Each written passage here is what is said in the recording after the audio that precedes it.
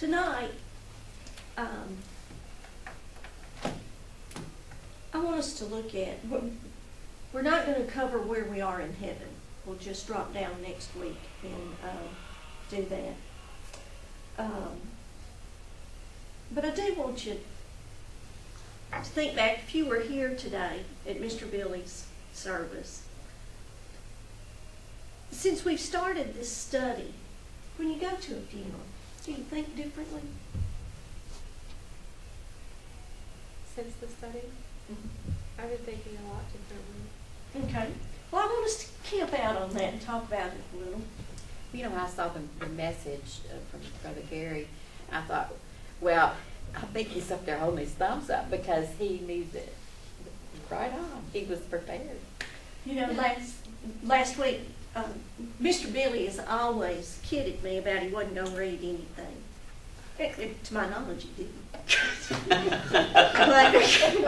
but he came and he was faithful. And he's always very supportive of anything that I wanted to teach here.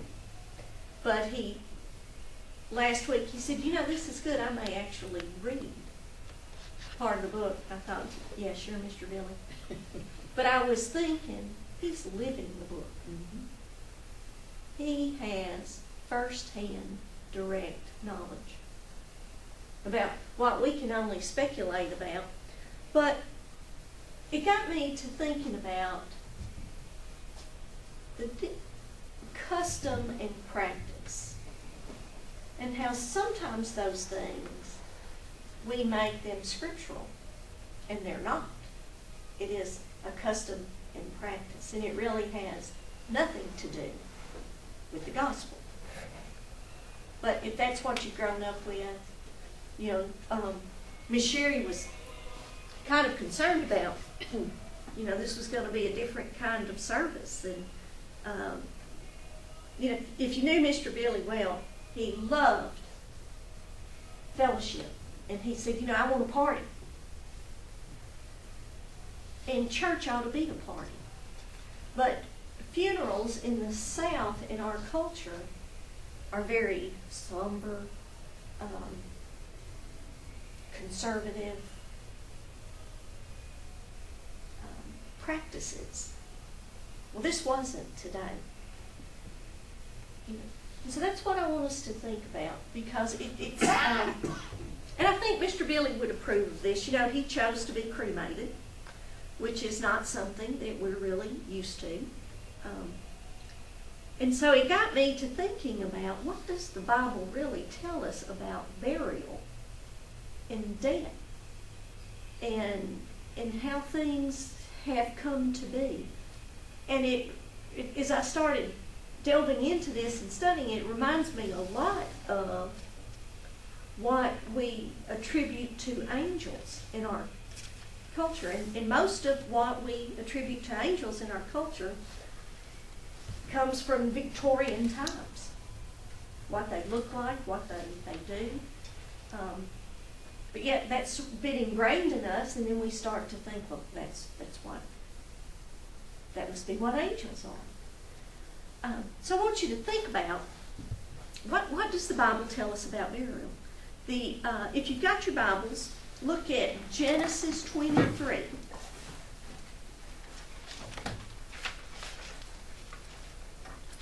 Genesis 23.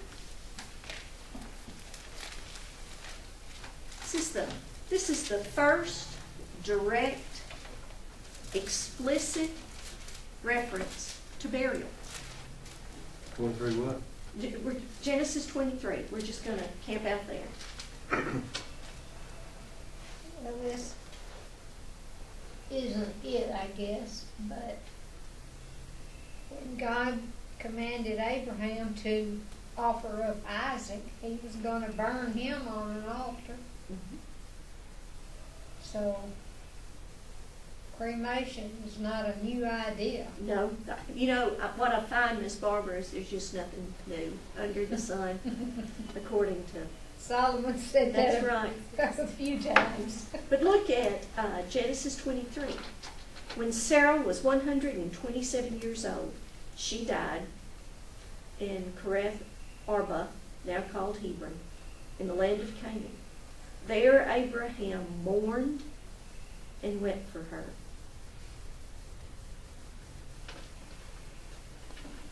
We mourn and we weep when we lose people that we love for very selfish reasons. Not for them.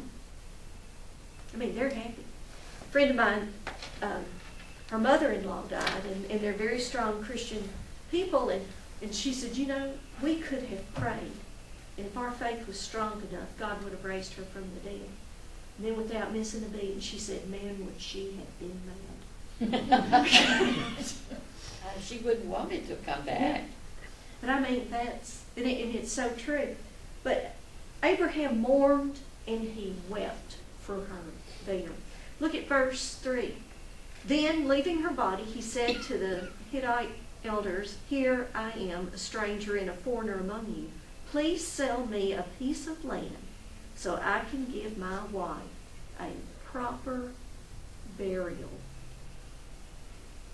And we know that transpired. Now, a lot of people are somewhat unsure about cremation. But one of the things that I found, and I forgot to write the guy's name down, but he's a very, very conservative Bible scholar. And he said cremation does not violate any New Testament principle. Now, some of the things that you hear people say, why they don't. They're not comfortable with cremation. Well, we were created from dust. Exactly. You know, I liken it to people say, well, you know, how am I going to come up out of the ground? And you know, well, like the graves, the dead in Christ shall rise first. That's the first thing I think. well, But Well, I it know doesn't God matter can- where you God are. can pull that body back together. that's exactly right. Think about, it says, and the sea will give up its dead. Yeah. You know, those skeletons have not remained intact. And I believe that the same Lord God who can create out of dust has your DNA file or whatever and can put you back together on the resurrection day. Wasn't it Ezekiel that God commanded to go out and pray over these bones? Ezekiel, Yes. And they came together, Yeah. they rattled, and He's done it before. He can do it again. that's exactly right. Now, customs. I want you to think for a minute, what are some Southern customs when it comes to death?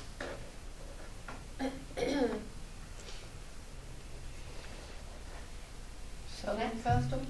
That's the only customs I'm familiar with. Okay, well then let's start. Food. Food. Yeah, you know, the people gather. Is that what you're getting at? Yep, that's some they gather. What about when you meet a funeral procession? Pull over. Pull. Yep, pull over. Respect to the family. You know, one of the things that sticks out in my mind early on with the death is how instantly, and this was before Facebook and before social media, the word would get out and people would drop what they were doing and they would come for the funeral and be there. Hey there. We said the next person that came in was going to have to sing Amazing Grace. That's all right. I'm sorry for you. That's all right. Well, I want to talk to you about some other customs that have come out of Victorian times. You know, the Victorian times, it was a remarkable time period.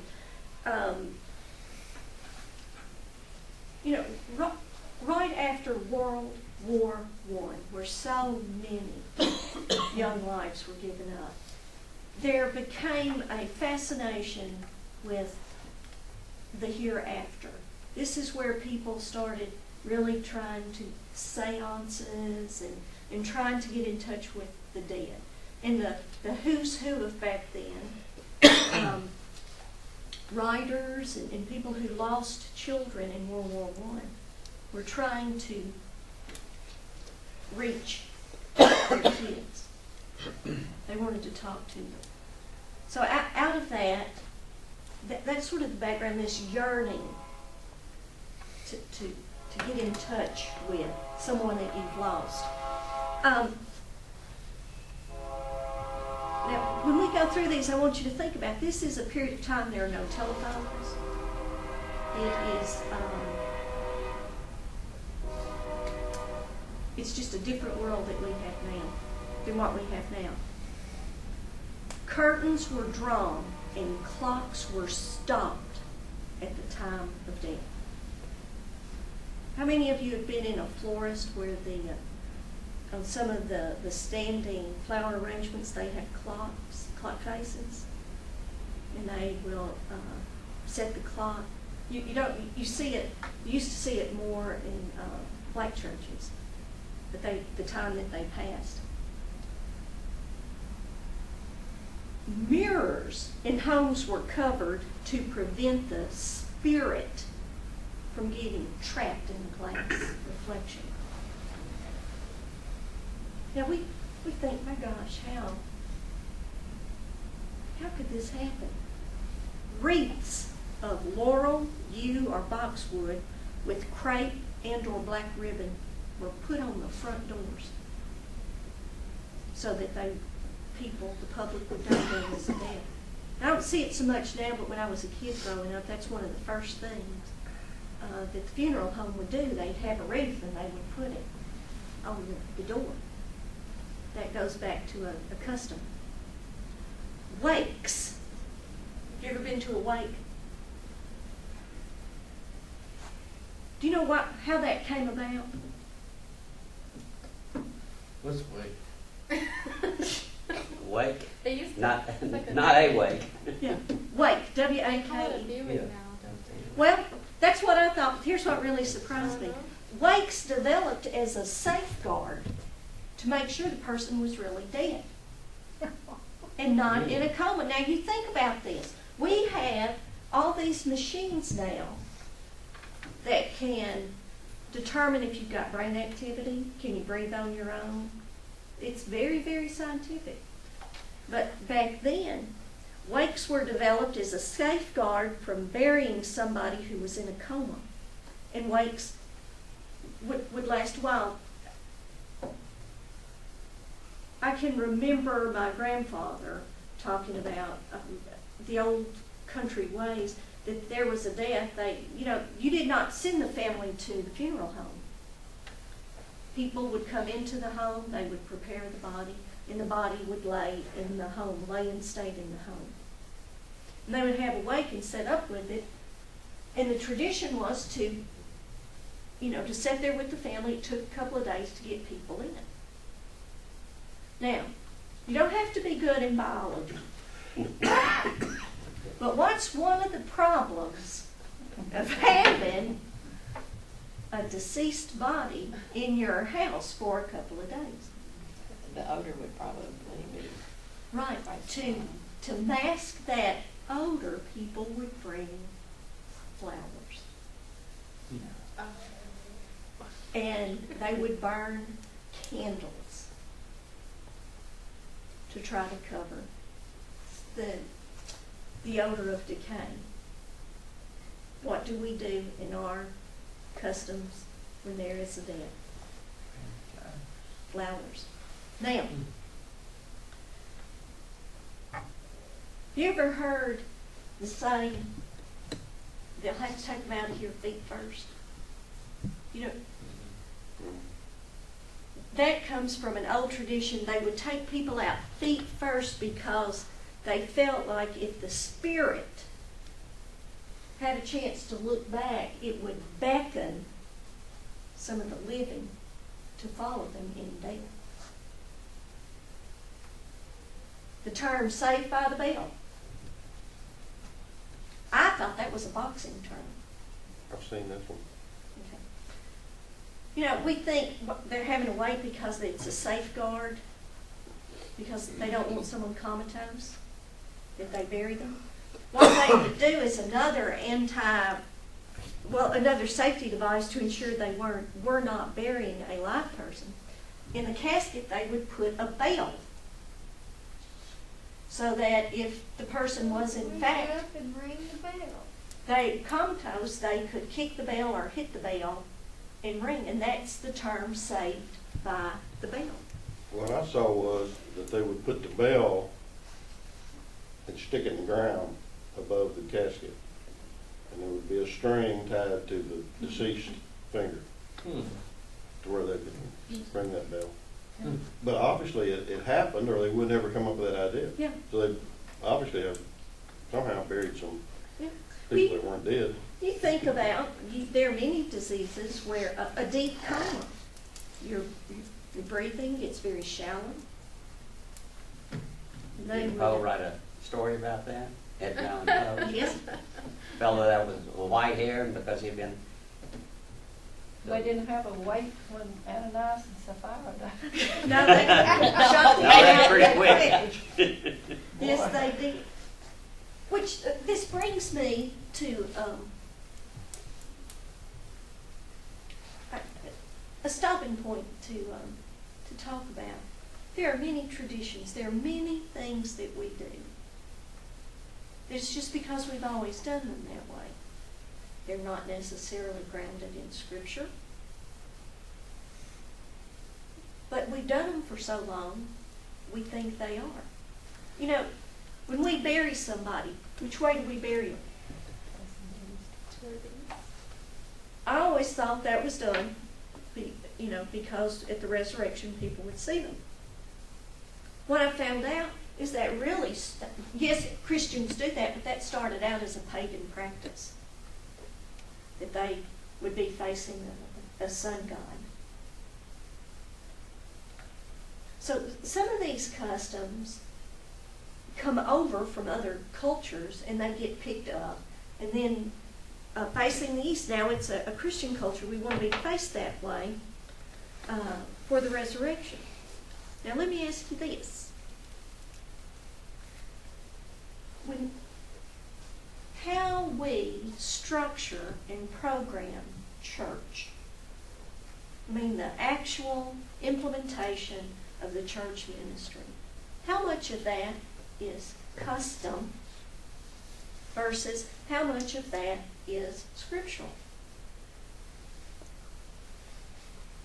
Almost all. That's all custom. Yeah, custom. Yeah, Two songs, then whatever, then another song, then a prayer. Well, the songs, though, the songs of praise, that is not just custom. That I think is goes back to the Old Testament even. That they would dance or sing or praise the Lord. So I think that's where we get that from. It doesn't mean that we haven't put it in tradition as far as how many songs we sing or where they are.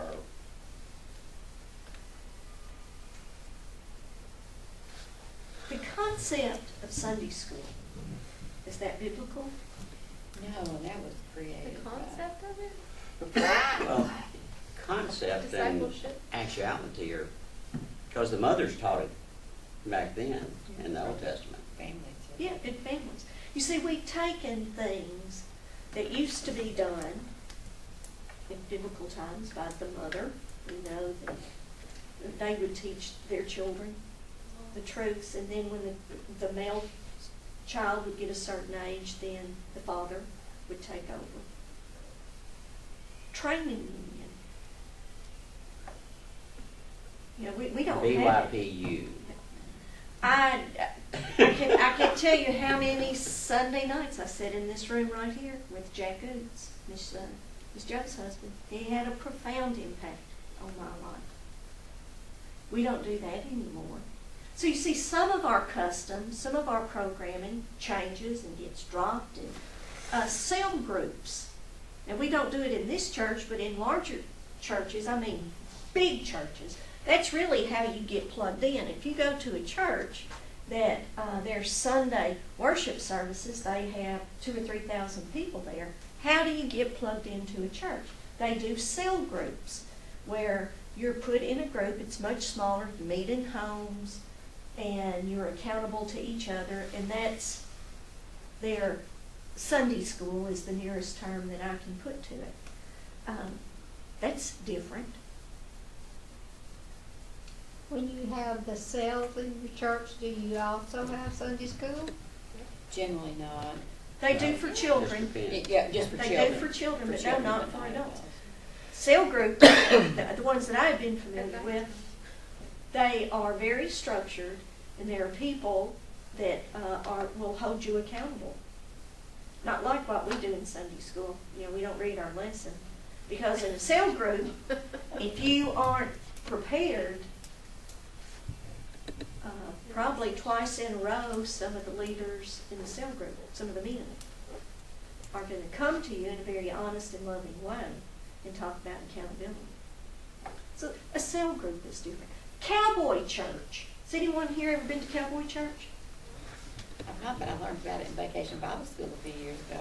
Tell us about cowboy church. Well, we've got one in Arkansas. We've got more than one. Yeah. More than one. We've got them where they meet in an arena or not arena, but what do you call it, where they have a rodeo arena, that kind of thing, and they do their thing. I don't know exactly how their worship goes, but their ministry is to reach the cowboys and the.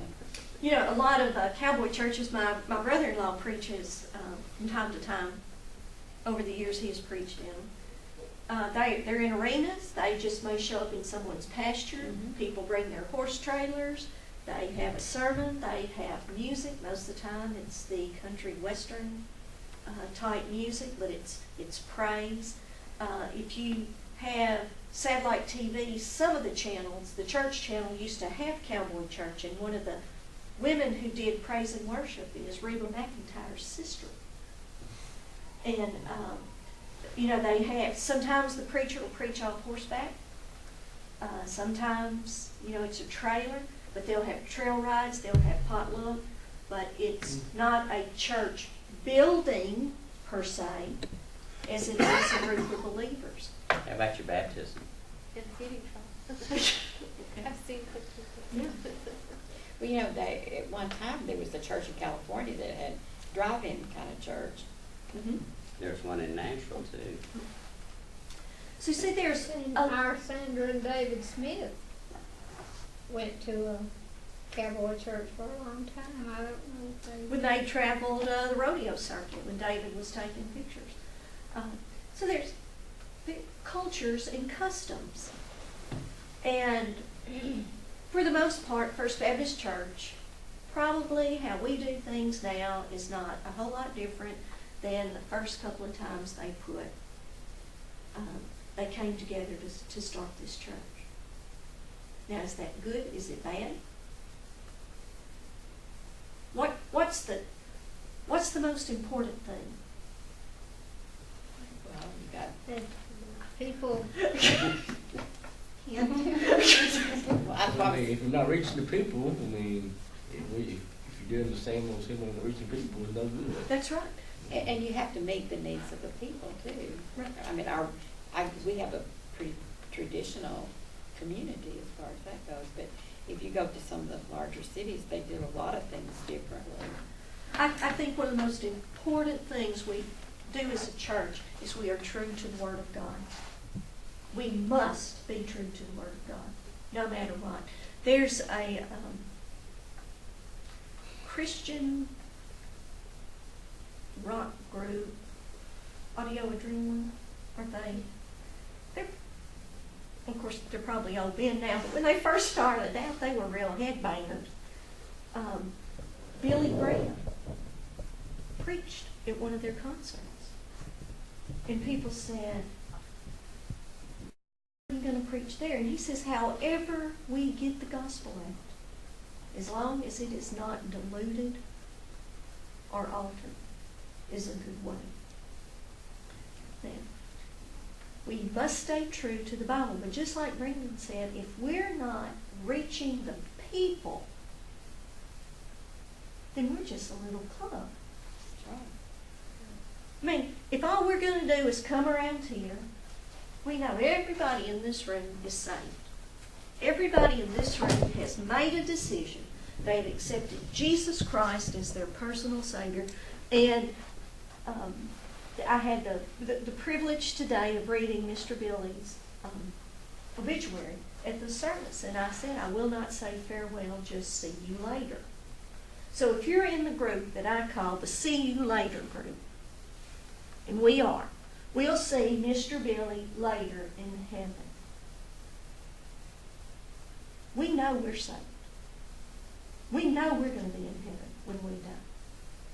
And so it's real comfortable for us to come up here and get in our group, and we study our Bible, and we go and we worship, and we do things like we always have.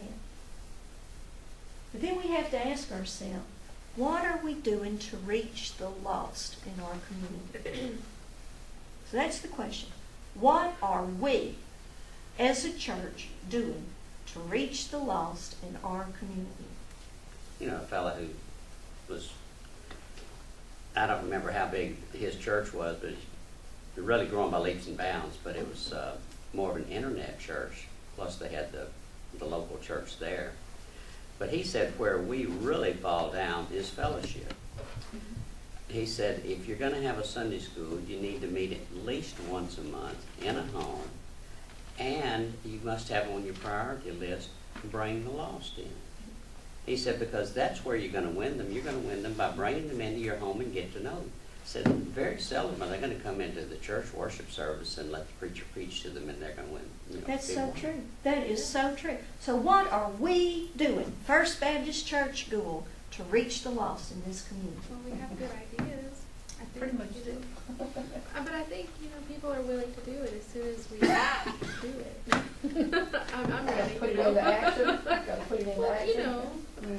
Okay, I'm going to ask one more I time. mean, that comes. Nothing. Well, we No, that's not true. That's not true because Thank you, I mean, Kristen. it's a great thing, for the Thank kids. you, thank we've you, had some thank you. outreach events too, like Yeah. the wrestling and then Yes. other things, even the Easter egg hunt and things like that, because we invite the community into that. Exactly.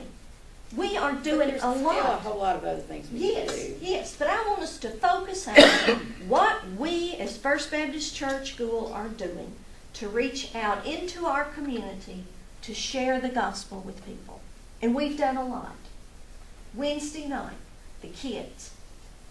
I've never heard anybody in this group, and maybe they just wouldn't say it in my presence, complain about the kids. I'm surprised at how many older kids we're getting too. That just kind of baffles me because it's almost unheard of. I mean, you get the little guys, but Let me They ask feel you, loved, what what? was that? Go ahead. They do feel loved. when they come. That's right. They do feel loved. They know that we care. Now, you might not be aware of this. What service do we have the most people coming to? Wednesday nights. We have more people come on Wednesday nights than probably both the Sunday services combined. It's kind of disturbing to me because I put the numbers in the bulletin. I thought, man, what is happening here? And thank you. That's disturbing to me. Thank you, thank you, thank you. Well, it is to me too, and I was thinking about that Sunday, but Billy had just died. Jimmy has recently Oh, but died, and it just seems like this flu or whatever it is going around is robbing us of Sunday. I don't think that's But it. I think Well, it's not, but that's part of it. On any given Sunday, Yeah, you got X number of people out yeah. sick or just off doing something else. That's what Brother Gary was preaching about last Sunday or Sunday And that's what I was before. going to say. Is people's lax attitude about being in church. Mary, It's the that's- condition of the society. If good, it's convenient, we'll come. good. Here's what I'm so thrilled to hear. I don't know if any studies have been done, but I would say as far as the flu or people being sick or traveling, that's probably maybe 10, 12% on any given Sunday of the people that are out. You know, we have people who come on Sunday morning. We're seeing some, there's some are starting to come on Wednesday nights. You look at Sunday nights. Now, a lot of times, Rather not. The same little bunch. a lot of times I am the youngest person there, and folks, that is really sad. You know? But there has been a steady, you look at young families, you look at young people, it's just going down. Now, like Brandon, you catch duty on weekends, so you're providentially hindered from coming.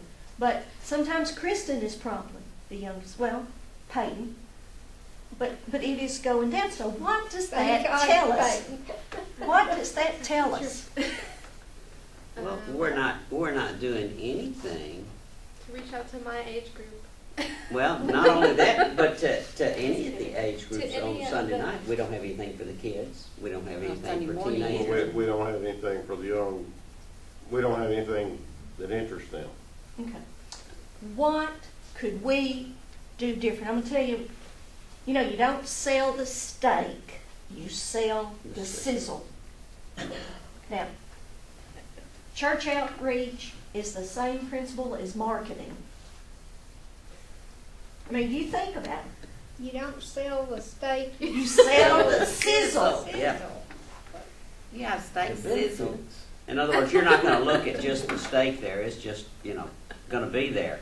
But the sizzling and the smell and all smell. that's what you're going to sell. The ambience of it. Something lost. What They sold the cow. I want it. Now, I want you to think about it. If you keep doing what you've always done, and you keep getting the same result, and you keep doing it thinking you're going to get something different, that's just insanity.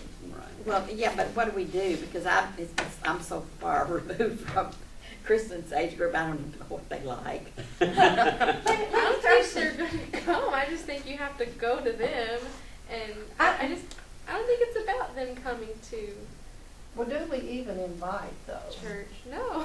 I think there's some things we need to look at. Relationships. Most people don't come to church because nobody asked them. Do you think about that? Yes. Well, Brandon said something very unique the other day. See, you did. Said that you never get to know a person until they invite you in their home. How many people do we invite in our homes with the thought of sharing the gospel with them? That's true. Now, I want you to think out of the box. And I'm just throwing some stuff out. What are some issues that are impacting everybody? Don't give me the standard beauty pageant church answer. But I'll give you an example. Everybody is having trouble functioning in this economy. You agree? Everybody, I see people my age, everybody is dealing with issues of aging parents. Barry, me, Miss Barbara's kids. She said your kids. Yeah, but I mean, those are issues. Health issues. Sandwich generation. How many people have lost somebody that they've loved and they're searching and it's got them thinking about heaven? How many people have sustained crushing losses? How many people are desperate? How many people have loved ones that suffer from addiction?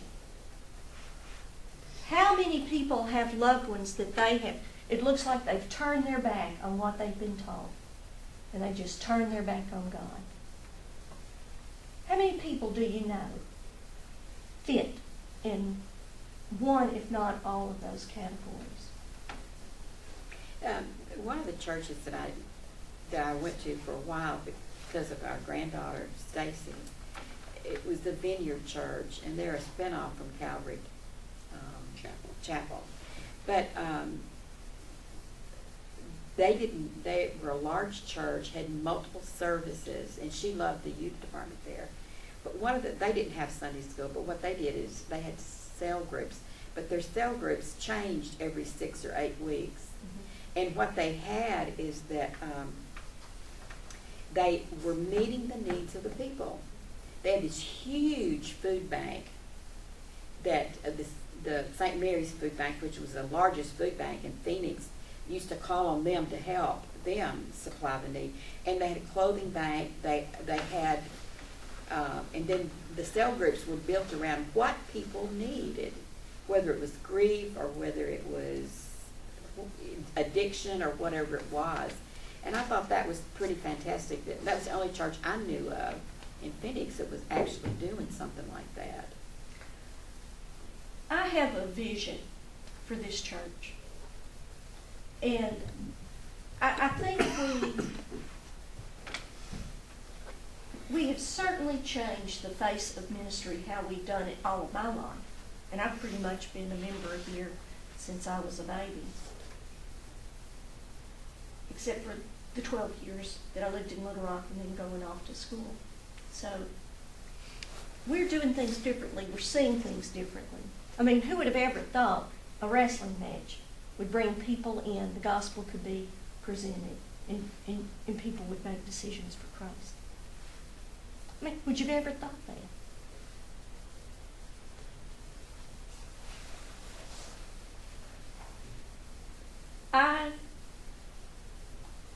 We have been a traditional church for a long time, and it's hard to let go of what you know and what you're comfortable with. This is my heart talking to y'all.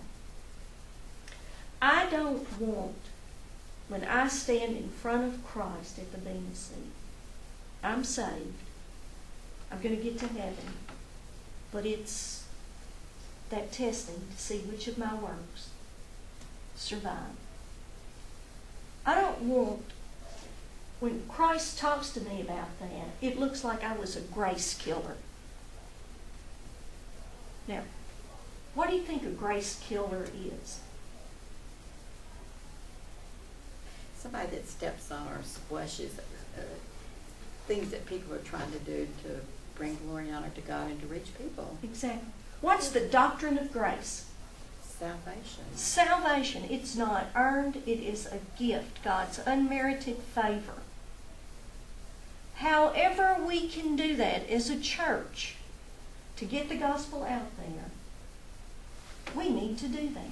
And a grace killer is somebody that may say, Get a little fire started and they put the water on it. well, we've never done it that way before. We've never put the tables up that way at fellowship before. Who do they think they are? You better get a different color carpet in there. That is the wrong color. Or let's just bring it on down. I don't like praise and worship. I like the traditional hymns. I'm going to tell you something. I like praise and worship. I do too. I vote for it. But I'm going to tell you this.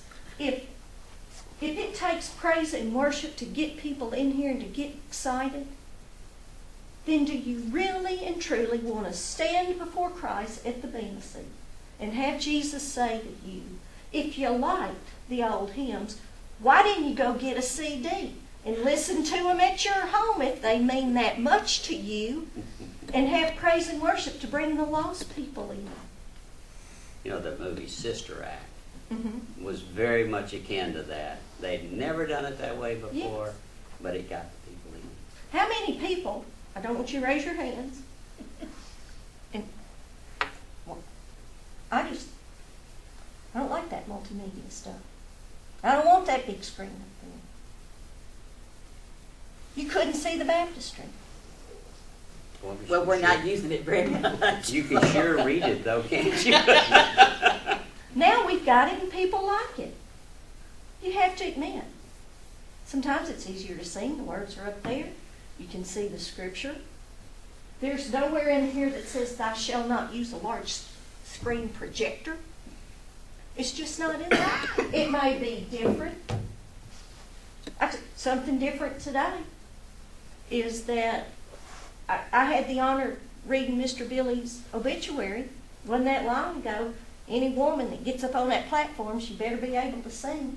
Because she's not getting up there to do anything else. We had, I guess, the Crusaders, Dawn and Pam took up the offering. Are women praying in church? Yeah. You know, me teaching. Yeah, there are people. You got me in here. Yeah. You're doing it. Yeah. You know, you ought to have your head covered and your mouth shut. Well, I don't wear a hat. And you speak for a living. Yeah. So you see, those are customs that we don't like. Now, do you really want to be a grace killer? Do you really want to be the one that at the Bema seat they say, why did you insist on doing this program when no one was coming? Why were you so tied to that? And it wasn't bringing the lost in. It may have expanded your comfort level. You might have felt really good about it. Well, now that you've got us all primed up, what do you want to do? I want us to be open and receptive to whatever it is that we need to do to get salvation out to the lost. And I want to say, support the person with the vision, because they can't do it alone. And, even if you're not talking bad against what they're doing, give them a little encouragement and a little help. Look, let me say this. What would it hurt to try something different? What Nothing would it ventured, hurt? nothing gained. That's exactly right. The answer to every question never asked is no. I thought you were going to give us a plan now. No. Well, now, I mean, I have a vision of what I would like to see happen. well, didn't we come up with that vision last time when we all worked in? How many things did we come up with that we could possibly do to reach out?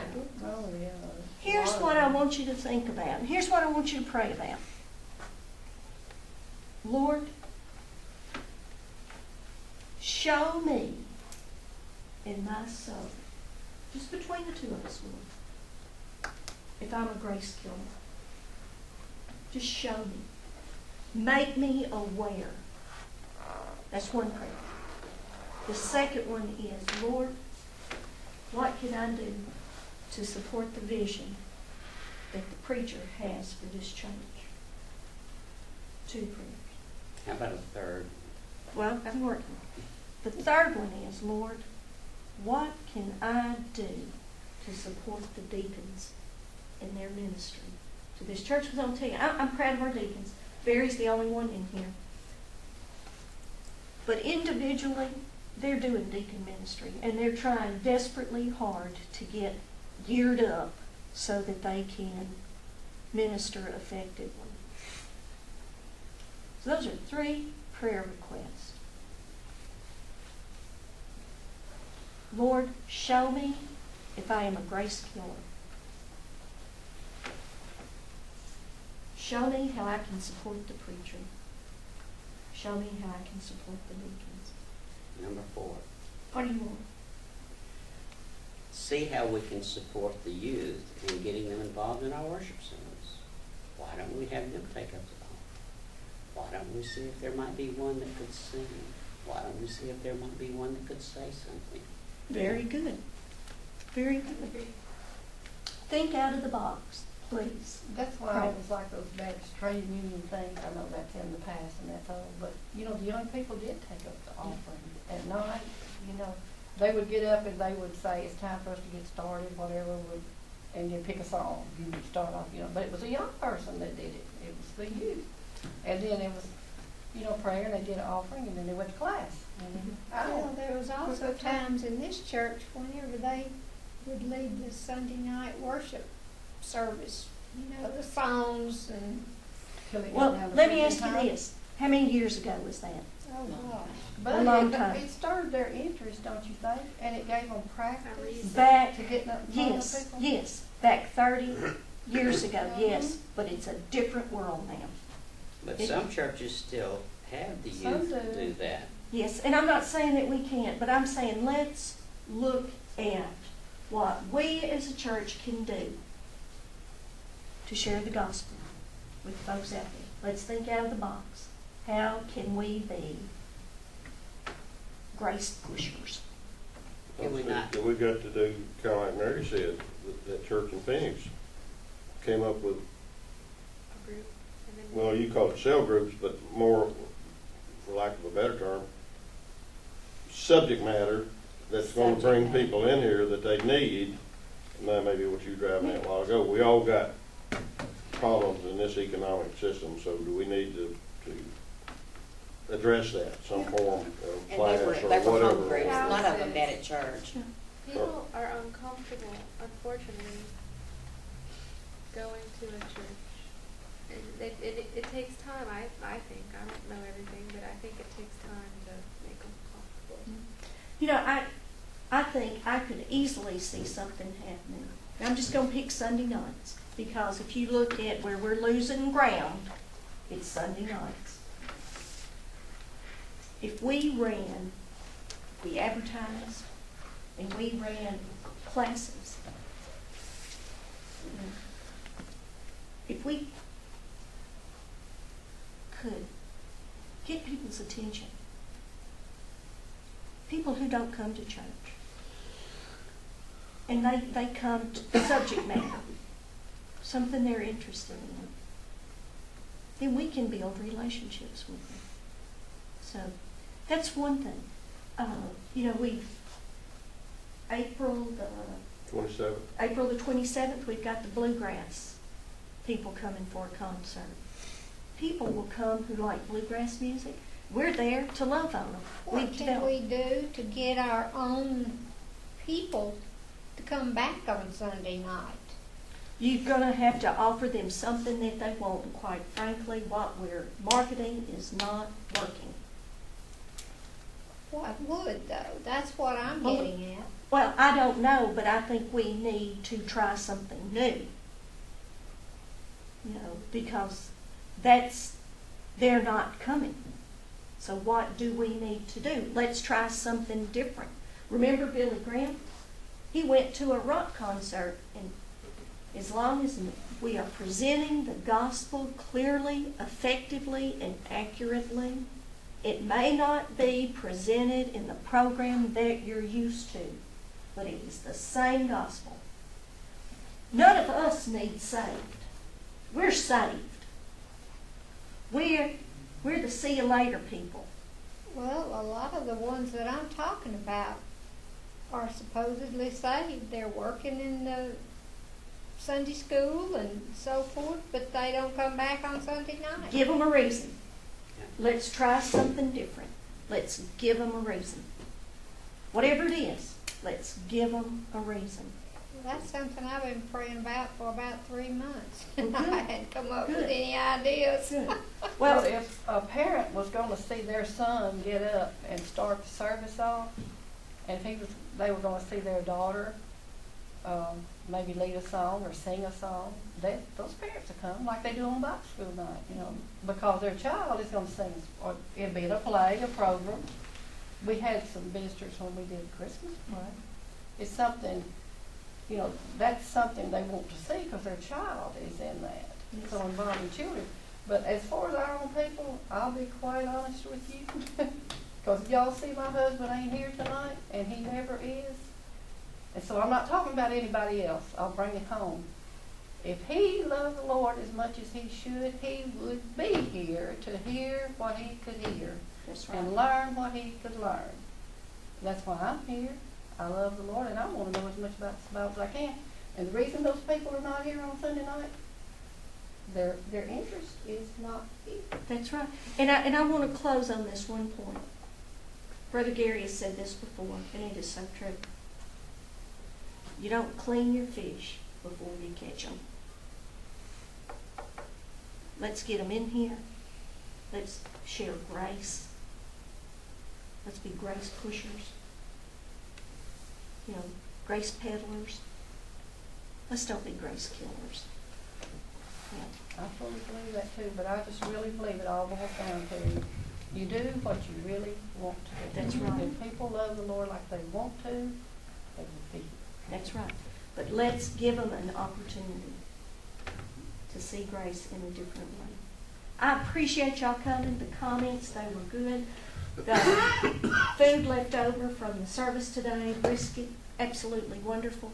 So please go back and eat. And I thank y'all, and we will get back on our schedule next week. So